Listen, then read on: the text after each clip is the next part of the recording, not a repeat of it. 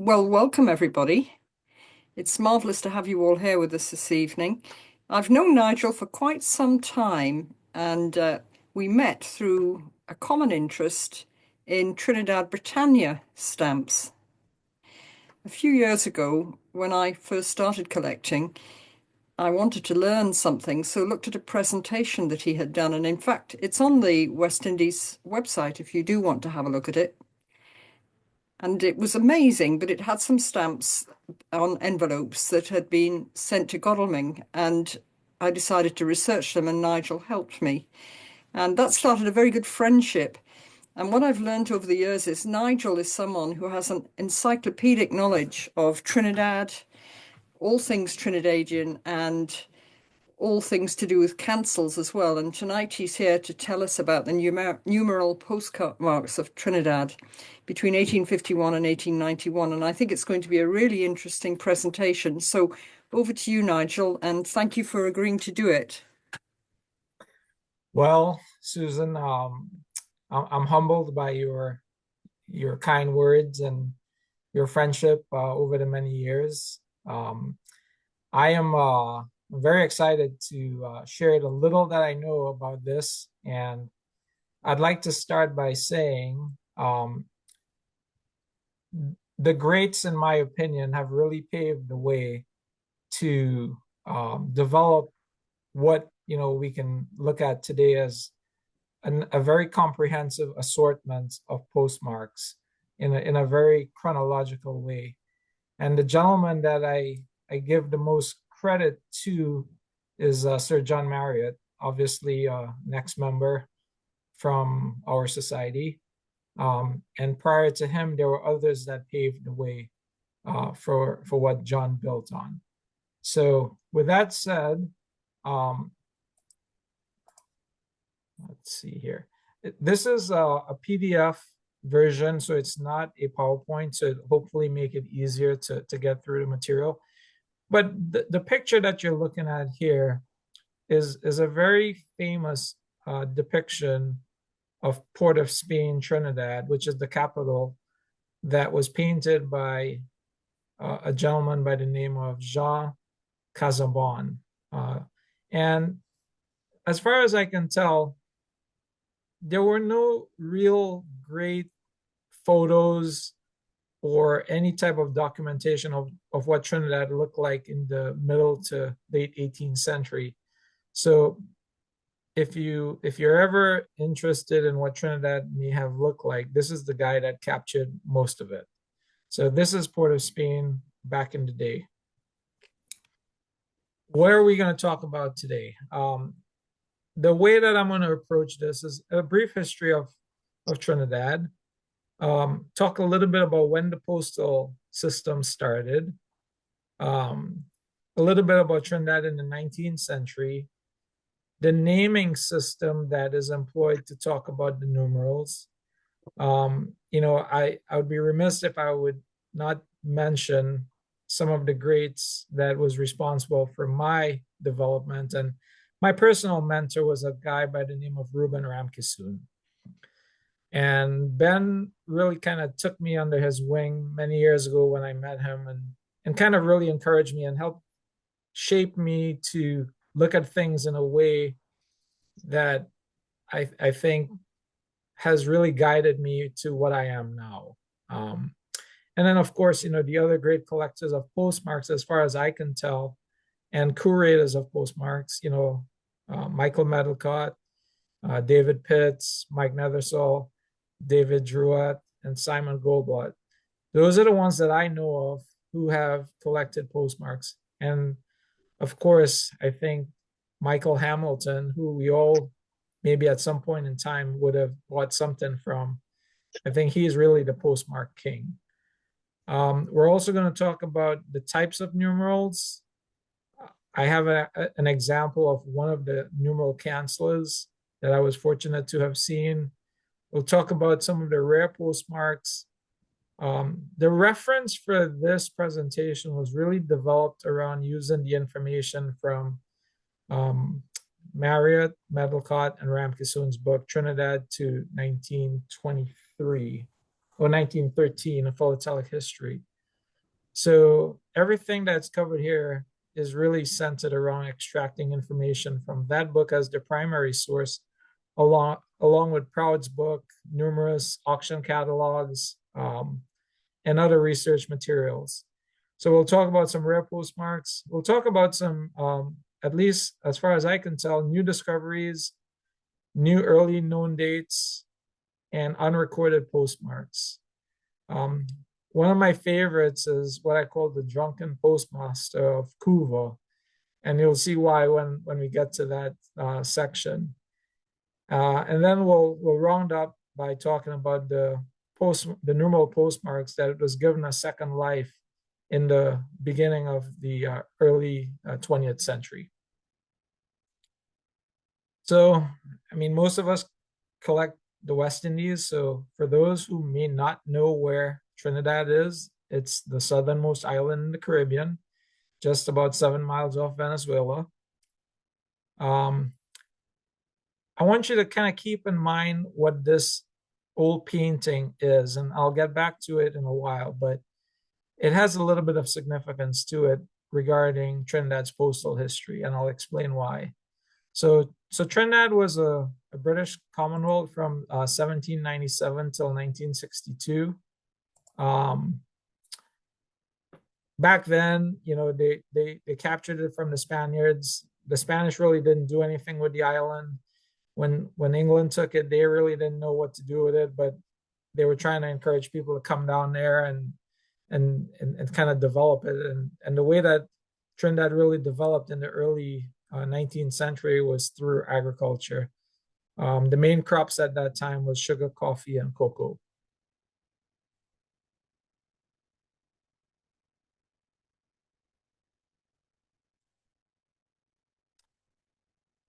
This picture here, and hopefully you guys can see what I'm talking about. Give me 1 second. I'm just trying to sort out this Zoom pop-up. Yeah. Uh, it's an old photo, I believe in the late 1870s to 1880s. And it really shows what the capital port of Spain would have looked like. In the background, you'll see some old ships. And then to the very left upper corner is what was known to be the old customs house.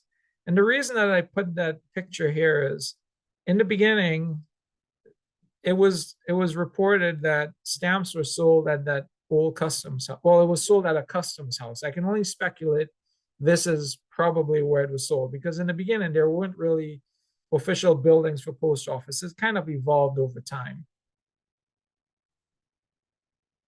This photo is an extremely rare picture, and I put it in here because if you look right about here, don't know if you can read it, but what it says is um, landing waiter's office. And back then, I would imagine mail coming in to the island and leaving would have been, passing through the hands of this receiving office here. So that's why I put that photo up. It's my speculation that the building on the left here is the same customs office building that I showed on the slide prior, but there's no way for me to prove it. It's just pure speculation. All right, so who do we have to thank for the development of the postal system in Trinidad? Well, Governor Harris fought tooth and nail for about 4 years to try and get an inland postal system going. He was successful, and the post office was officially inaugurated August 14th, 1851. The capital being Port of Spain, and then the second capital, as we call it, was San Fernando. So number one, numeral, was assigned to Port of Spain. Number two was to San Fernando. So if you were to look at the list, you'll see that there was a total of 21, and that's initially how it started. Most of the mail back then was primarily driven by trade and commerce. So Trinidad being a plantation-based industry would have had uh, sugarcane, coffee, cocoa farmers in these 21 areas. So this is why the post offices were centered around there. That first photo, that first old painting that I had shown you, and I said keep that in mind. Well, in the beginning, mail was not delivered by postmen. It was actually delivered by policemen. So I found this photo on the left of an old police officer, and it was dated somewhere around 1910. So I thought it was kind of interesting to share that. And then from 1860 onwards, mail was delivered by postmen. And this is another early photo of a postman, what they would have looked like back then. So where were all these post offices located? Well, most of them were located on the westerly side of the island, along and also along the what we call the east-west corridor. So I'll give you a few seconds to kind of ponder on this. But this map was actually taken from Marriott's book, and then I just modified it and added all the towns to kind of show you perspective-wise where all the where all the post offices were. So in the beginning, there was 21 post offices, Port of Spain being the capital, and then San Fernando being on the south. They would run a steamer several times a week from north to south and vice versa. And then different days of the week, they would go across to the other parts of the island. Mail back then also was also carried by horse or mule to the other remote parts of the island. The next six post offices were added later on. This one here in particular, the Cedrus steamer, is the only traveling post office back then at that time with a numeral cancel. And then after these were added, another 8 more was added as the commerce grew and the need for mail was necessary as the plantations grew. So the first 21, I had showed you what they were. There was another, I believe that's 14 added. And here they are by numeral and what the town was. So in the beginning, and maybe I should have said this, like modern postmarks, the town was not encapsulated on the cancel. A number was given, and that number corresponded to the town. Some of the numeral postmarks that we can tell were not allocated anywhere. So for example, number 25 did not have an allocation. Number 29 did not have an allocation.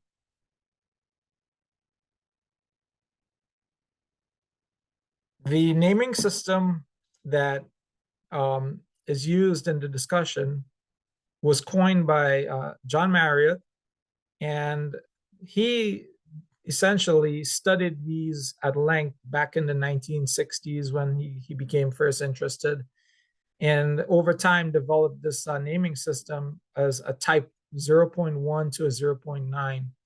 In fact, I would venture to say John was probably the greatest known collector of Trinidad material. And if anybody collects Trinidad, you'll definitely know who John was.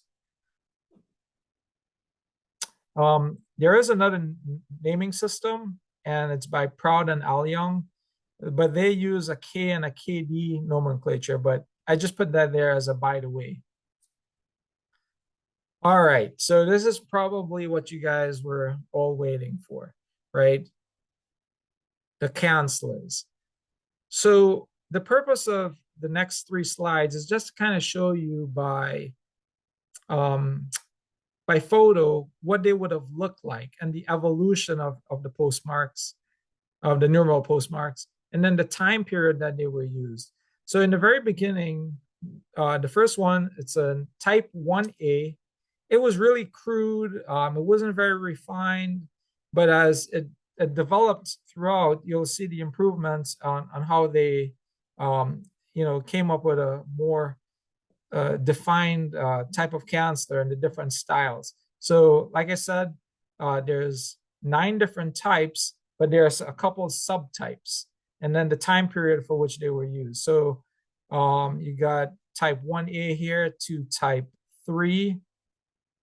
Then we go type 4, type 5, 6, 7, and then type 7 had a subtype called a 7A. And then there are 2 duplexes that were later used. So we'll go through all of those. What I found interesting in studying this was there was quite an overlap from the beginning to the end, where it didn't really seem like there was a rhyme or reason for implementing different numeral cancels. If you look at this, you'll see that the type 2 had really the longest time period of being used. But throughout, there was overlap. So I'm not sure why there was so many different ones over time. But I guess somebody thought that it was necessary to distinguish the different postmarks with different cancelers. And if you look at the type 6 looked like there was only about a 2-year period where that was in use. So I just found that this was a neat way to present the information to show the overlap of the different times when the numeral cancels were used. Here's an example of what a type 4 numeral 23 would have looked like. So a good friend of mine who has now passed away, Mr. Jochin Al-Young, this is in his collection. And I was privileged to have been able to see it, hold it, and actually make imprints with it many, many years ago. I don't know where all our numeral cancels ended up in Trinidad. Unfortunately, I can tell you, sadly, there is no museum or anybody curating these. So it either went to the scrap pile or in somebody's personal collection, but I don't know where they are. So a summary of the different types of cancels. I was able to conclude, just by looking at these, there's one oval type, there's one square type, one roller type, one diamond type, 2 duplexes, and 5 circular types.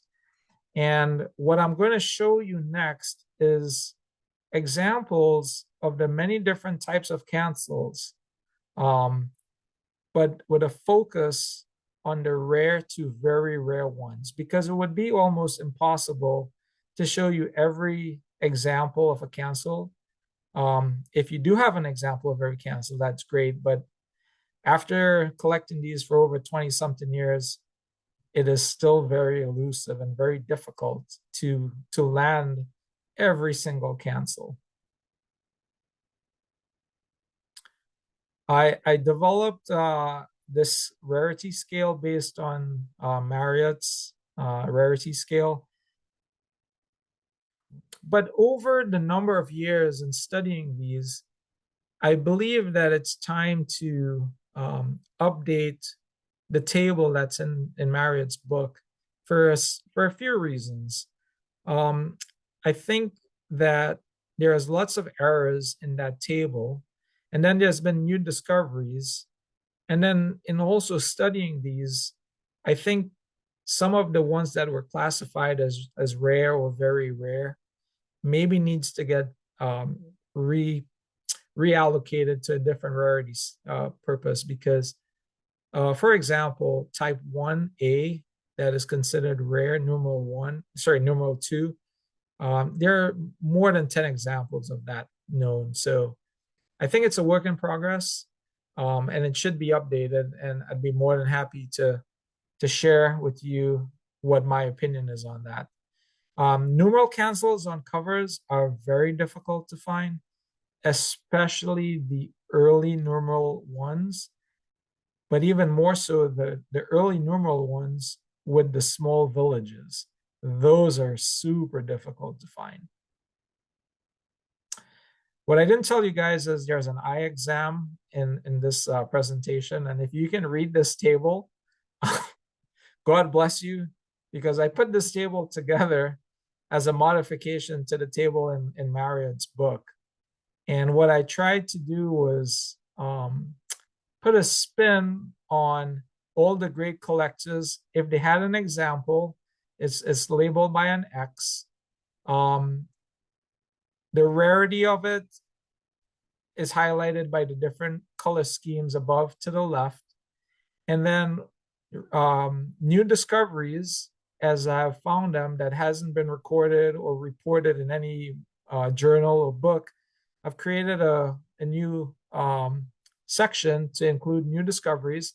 So for example, type 7A, numeral 1, I think I found an example of it, and I'll show you that here. I've also found different examples in type 7, numeral 4, I'm sorry, numeral 5, and we'll go through the ones that I believe are new examples of unknown or undocumented cancels. So this is my attempt at repurposing a table with a scaling system with examples and new discoveries and things like that. By the way, it does get confusing. if you really get into it, you'll realize that some numerals were used in more than one town or location. So for example, number 14 spent some time being used as a bonus cancel as a type 1, but then it got reallocated as a type 4 to Moruga. And similarly, Shaka Shikari was a type 4, numeral 15, and then got repurposed as Tacarigua type 6 and St. Mary's type, I believe, type 4. So there's a lot going on. They reshuffled things and reallocated them, and you have to pay a lot of attention to the time period in which they were used. And you can do that by either knowing if there's an actual cover tied to it, or by the time period that that particular stamp was issued. So I think those are the ways that you can identify the different numeral markings based on the time frame. All right, so these are what we call the Marriott type 1A. They are the rarest of them all.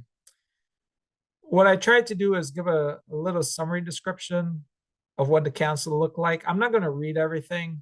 It's almost impossible to read every part of the slides, but what I will tell you is that type 1As are the rarest of them all, especially the smaller villages like the 17, 18s, the 21s.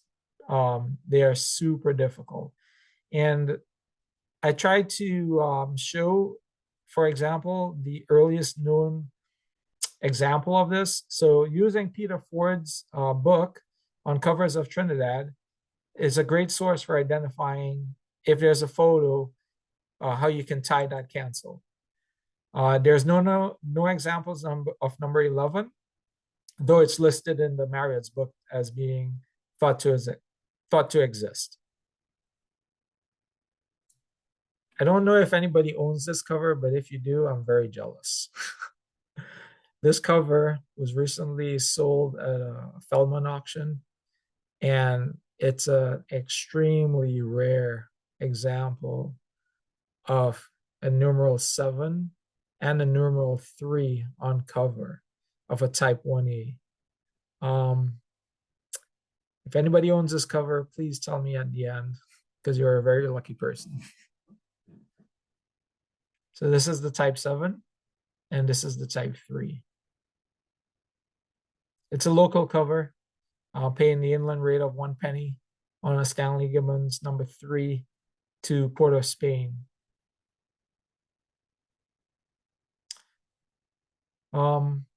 Most of the examples that I will show you are from my collection, with the exception of this number 18. So here you can see a number 3 St. Joseph The red being it's a very rare. Um, Number 17. And if you would notice, the type 1As, they weren't very clean and crisp as far as the impressions go. They were a lot of times the inking was smudgy. It wasn't very defined on the numerals. Sometimes you couldn't tell because they kind of mushed into each other, like the number 21. I mean, you look at this and you go, is that really 21? Well, if you stare at it long enough and you magnify it and do some modifications on the computer, you can tell. But they're super difficult to find in good shape under the type 1A. And then there's little nuances with others, like the numeral 2 is what they call the curved foot. So just tried to show all the unique examples in the rest of this presentation. Type 1B, um, it was only issued to one town as far as we can tell, and the earliest cover being August 27, 1851. No examples of the number 2 or the number 3 have ever been seen, although it's thought to exist. I show this cover, and this cover, for those who collect Trinidad, will jump out at you right away. It's on a lithograph first issue, which is a rather difficult cover to collect. This one was just 45 days after the postmaster had requested replacement stamps to be printed locally by a gentleman by the name of Charles Pettit. And Charles was a French lithographer.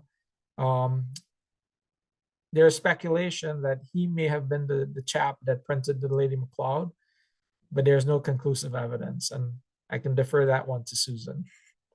But Charles is the guy that we know printed these stamps. And if you ever have any of these early lithographs, they are quite amazing with the detail. Sometimes it's almost impossible to tell the difference between these and the Perkins Bacon printed ones. Here's another example of the type 1B, but it's on a Stanley Gibbons number 3, going to the same destination in Greenock, Scotland. Now we're going to move on to the type 2s. There's almost all examples for these except number 9. And the earliest known cover, I report this as a new early known date because in the Marriott's book, it listed the starting time as 1853, but I was able to document that it actually started a bit earlier. And there's one that was posted on Christmas Day, 1852.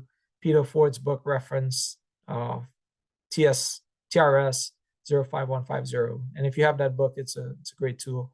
There are no examples of number 1215, though it's thought to exist. Here's some examples of the early postmark number 2 on cover. I'm pretty sure I know Susan has a number 3 on cover. So you got number 3 with a transit mark from Arima as it was going to Port of Spain. And then there's 21 La Brea and number 17 Cuvo. All very difficult to find on cover. So if you collect Trinidad and you have any numerals on cover, don't take them off. This was from the initial Britannia presentation that I had done. So I just kind of left this on here just as oh, by the way, here's what a numeral 1 looks like. It's not a rare strike or anything. It's very common, but the cover is a nice cover with a crown page and that crown circle on there. Okay, then we move to number 3. Again, was able to find a new earliest known date. This one goes back to October 25th, and prior to that, it was thought to the only known time period, November 1858. So this is the only oval-shaped one. Bars on the top, bars on the side. Kind of a boring strike, if you ask me. And here's some examples of it. Again, this one is a local cover. Well, not local. It's an inter-island going to Dominica. The only known numeral for the type 3 is a number 1, and a number 2. So just two numerals here, which is odd because I don't know why some different types only had two numerals, whereas other ones had the full gamut of 21. So I don't think there was a rhyme or reason for how they did things. Not sure why. Again, another example of number 1. I'll go into Guadeloupe with faded paid Trinidad crown circle. Type 4 is gets a little bit exciting. Here is when they expanded out from 21 post offices to 31. It's a square in the center with the numeral enclosed in the middle and some bars at the top on the side. I'll focus more on the rare examples in the next illustration. When collecting postmarks, one of the things that is kind of obvious is the quality of the strike. And if you can get the really good sock on the nose ones, you go for those. But then when they're rare, you take what you can get. So here's 6 examples of very rare to extremely rare ones. And when I tell you it took me a long time to acquire these, I'm not kidding. So you almost have to wait until someone probably is ready to sell or has passed away to accumulate them, sadly. So we got Toko, Carnage, number 12. And this, I think, is super rare. 27 is rare. They're all very rare. If you have any of these, consider yourself lucky too. We're going to move on to the number 5. Number 5 was the only roller type cancel, and it was only issued to one post office, Port of Spain. So I don't know why they did that, but perhaps maybe they were experimenting with this type of roller cancel. Maybe they didn't like it and never pursued it to the other villages. But here's an example. Going to I want to say it's Arthur Reed, but maybe it's his wife. Maybe he wrote it to his wife. And Arthur Reed was a great collector of Trinidad material as well. I'm going to call this a new discovery of the usage. Marriott lists this cancel as being only used until the 1879 issues, but there's evidence of this cancel being used on the 1883 to 1894 De La Rue issues, but it hasn't been recorded in Marriott's book. So, like with anything in stamp collecting, you'll sometimes be lucky and be able to find new discoveries, and this is one example of it. Here's a large block of the provisional overprints, the halfpenny, with that numeral cancel. So I think this is one of the larger ones that I am aware of for this particular halfpenny usage.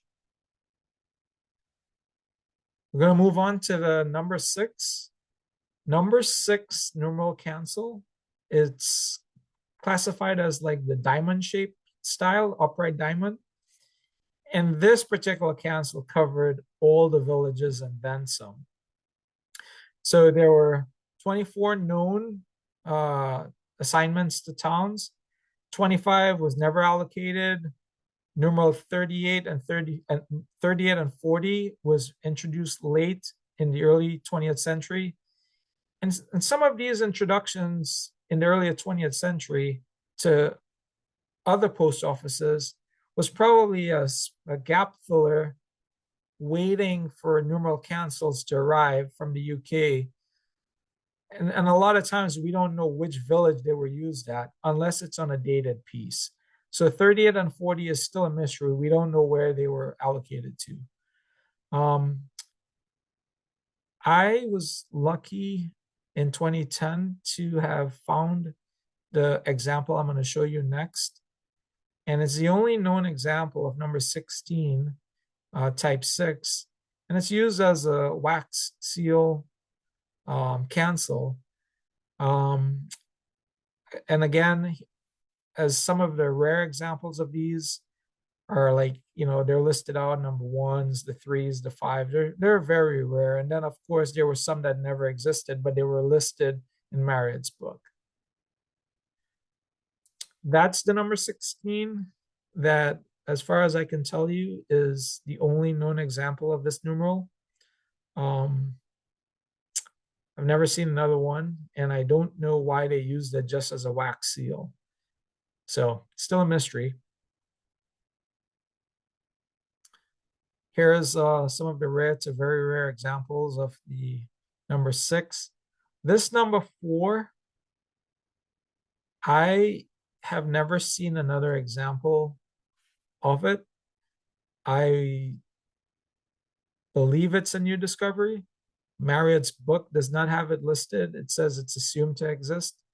So one of my goals is to write an article for the journal with some of the new discoveries and some of the rare ones that we're discussing here today. So I plan to do this in an upcoming article. And we have the number 8s, the 7s, and the 10s. And the quality of the strikes are pretty refreshing to see. Some more examples of rare to very rare ones. I like these when you can find them on 2 stamps. Just kind of seems to give them another dimension in what they truly are, because you can never get sometimes the full strike on a single stamp, but unless it's on a cover. Here it's on a full pair of stamps. All right, moving along to Marriott number 7, type 7. They were issued pretty much for most of the post offices. And I am going to spend a little time talking about this section here. The Marriott's book reports number 5 and 20 to only exist on back stamps, but there's evidence that they were actually used as killers on stamps themselves. And I'm going to show you a couple examples. And then there's also evidence of 2 types of the number 20. One I call regular spaced and one I call wide spaced. And there's been no mention of this in Marriott's book. So I think it's worthy to note the difference. And maybe it's a new discovery, or maybe it was an oversight when they wrote the book. But there's definitely 2 types of the number 20. Some of the rare examples that you'll find are listed here. And I'm going to propose that our club, I can send the PDF of this presentation, so you can always reference it in the future for your postmarks, so you don't have to memorize everything today. Again, numerals 4, 25, 26, 29, 32, and 33 were not issued, and I've never been able to find any examples of them. With the type 7, they actually changed it up from this point onwards, because what you would find is the numeral is enclosed in the cancel. There's actually a date in the cancel and the year in the cancel.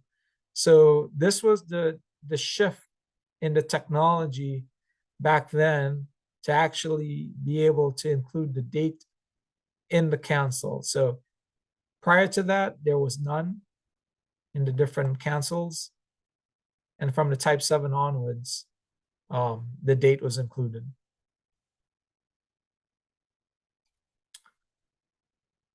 Here, if you look on the left side of the screen, these are the only 2 examples that I am aware of that somehow the numeral plug went missing.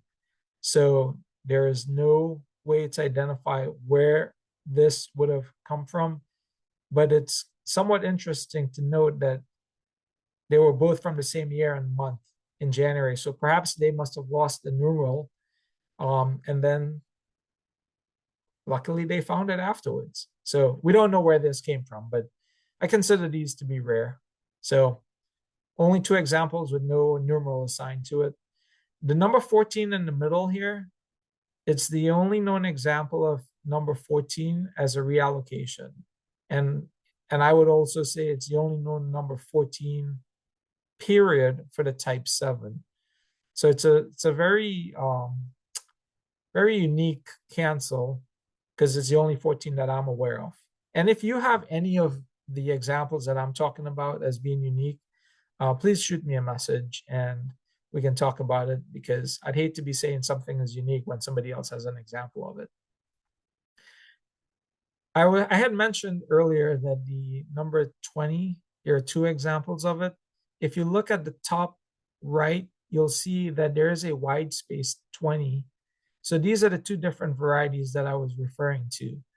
And in the Marriott's book, they talked about it only existing as back stamps. I think that's a mistake because there is evidence, and there are more number 20s on cancels that I do have.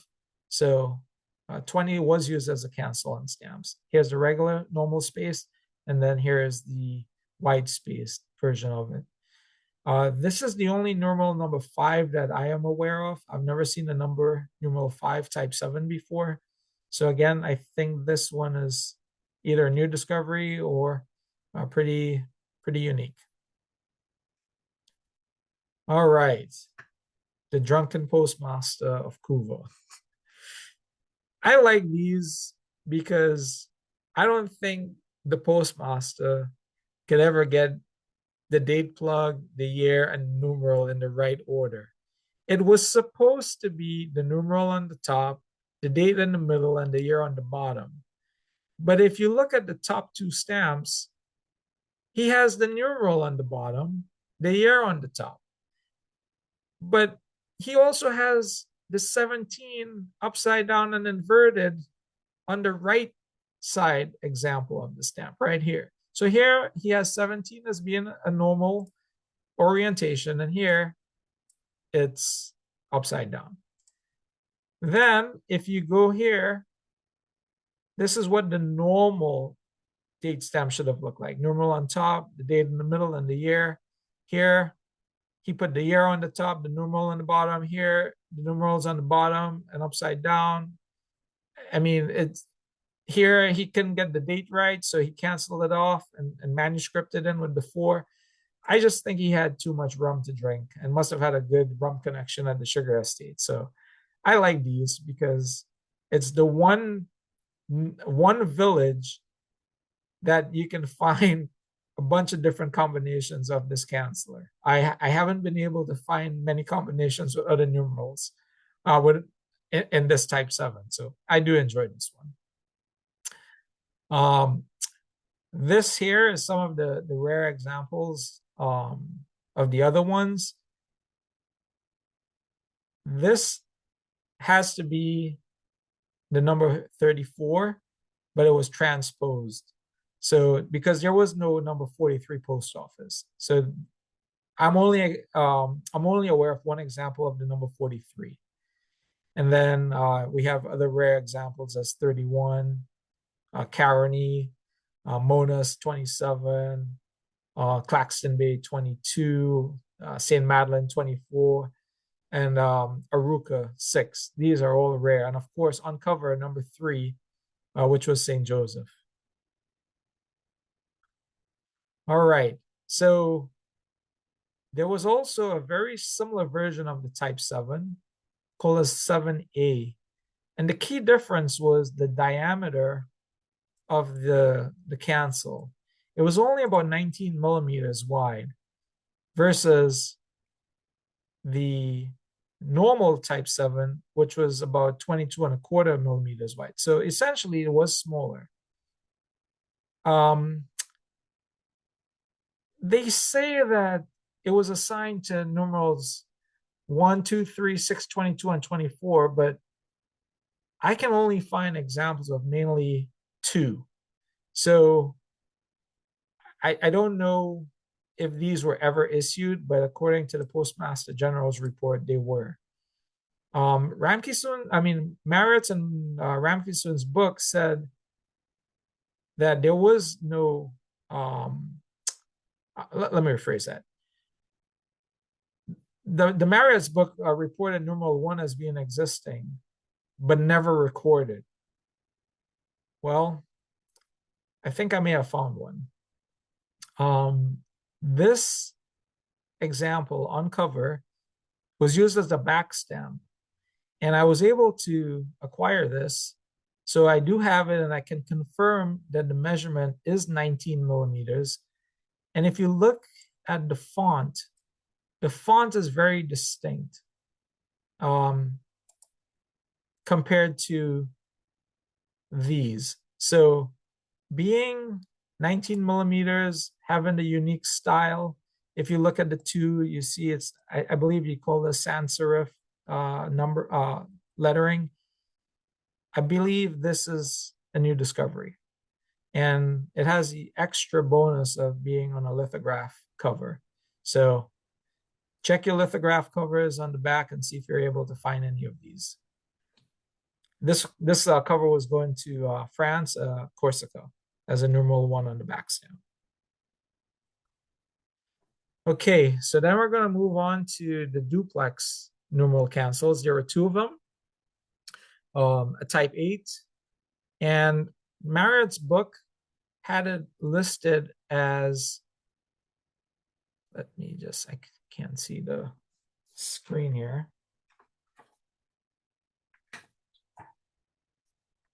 It had it listed as existing in 1881 only. But there is an example of this where it's as early known from 1876. So I updated it in my presentation to say it's confirmed to exist in 1876. And I'm going to show you an example of it. So right here, you can see a full duplex on a pair of 4 pence. And this was in the Ramkissoon's sale. So it probably got overlooked in the Marriott's book. So here are the two known full duplex cancels for a type 8. One's on a postal stationery card and the other is on a pair of 4D stamps. We'll move on to the next duplex, which was the Marriott type 9. And similarly, with this, the date's on the left, like it was here, and the numeral is on the right. And these were the last of all the numeral cancels for Trinidad. Number 40, number 35 were not issued to any towns in particular. They were issued as reallocations. There's, I think, some oversight in the Marriott's book stating some of the numerals did not exist, but there are many common examples of the 13, 18, 33. So I think it just needs to be updated. And then here are some of the rare examples, like the 5, the 8s, the 14s, etc. Number 1 and number 29 were never issued, so we don't know where they would have belonged. I do like these a lot. Here's a full example of a T5, which was Santa Cruz on cover. 25, not allocated, but here it is on a stamp, so we don't know which post office that's tied to. And then some of the other rare to very rare examples, like the 34s and the 33s. Then some of them on cover. I do enjoy morning covers, so here's one on a morning cover from Princess Town. And then the well-known local philatelist Leggy. Thank God for this guy because he made a lot of good covers with numeral postmarks. So we got to thank him for that. All right, we're getting towards the end of the presentation. And what happened is towards the beginning of the 19th century, as the post offices kept expanding, numerals were given a second life. And I think it's safe to say that as they grew, the numeral cancels or the numeral dated cancel didn't arrive on time. So they might have been improvising with some of the numerals at some of the other growing post offices. We don't quite know where all the reallocated numerals were used, So the ones that we do know of are 18, which was Forest Preserve, 23, which was Londonville, number 7, Arima, number 30, Karapichima, and number 28, Shaka Shakari. But again, many of them were not known. So it's still a mystery. So the ones that we know of that were reallocated were the type 4s, the type 2s, the type 6s, and the type 9s. This particular type 6, was canceled with purple ink.